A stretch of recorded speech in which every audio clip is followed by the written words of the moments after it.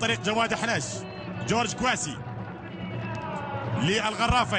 نني في المكان السليم. يا سلام، مهارة موجودة والتسديدة. جول جول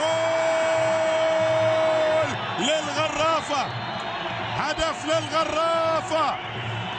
ألعاب جميلة للبرازيلي نني، والبرازيلي الآخر إليكس يأتي بالهدف الأول بتمريرة جميلة، وبعد ذلك يضع الكرة بصورة راقية. هذا نني بدأ المهمة وأنهى يا سلام يا سلام، بنجاح وبذكاء وبحرفنة كبيرة ما فيها القوة، ولكنه استخدم الذكاء الكبير. يأتي بالهدف الأول، وتأتي الابتسامة على محيا نني وعلى محيا الغرفاوية. الدقائق الماضية من عمر الشوط الأول، وعالية وخطيرة. جول جول العمدة عماد يأتي بالتعادل. هو بحاجة إلى هذه الكرات حتى يسجل من أنصاف الفرص، من نوعية المهاجمين القادرين على أن يسجل من أنصاف الفرص. هذه نصف فرصة، ليست فرصة كاملة، استغلها. وهنا في هذه المرور الآن في لمسة يد، نعم في لمسة يد على كامل الموسى.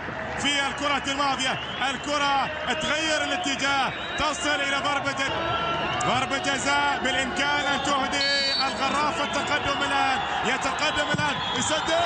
جول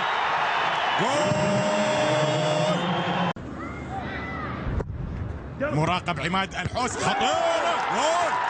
جول التعادل عن طريق الكولومبي بالومينو.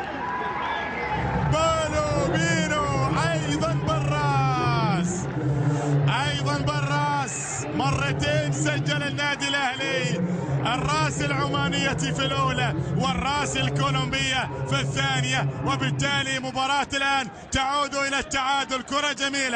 كرة جميلة ملعوبة من فيكتور سيموس براس، وبعد ذلك تأتي المتابعة. بدأت برازيلية وبراس كولومبية، وبالتالي التعادل يعود الآن، والتعادل يعيد المباراة إلى نقطة البداية. 4 أهداف جميلة بين الشقيقين الصديقين الكبيرين.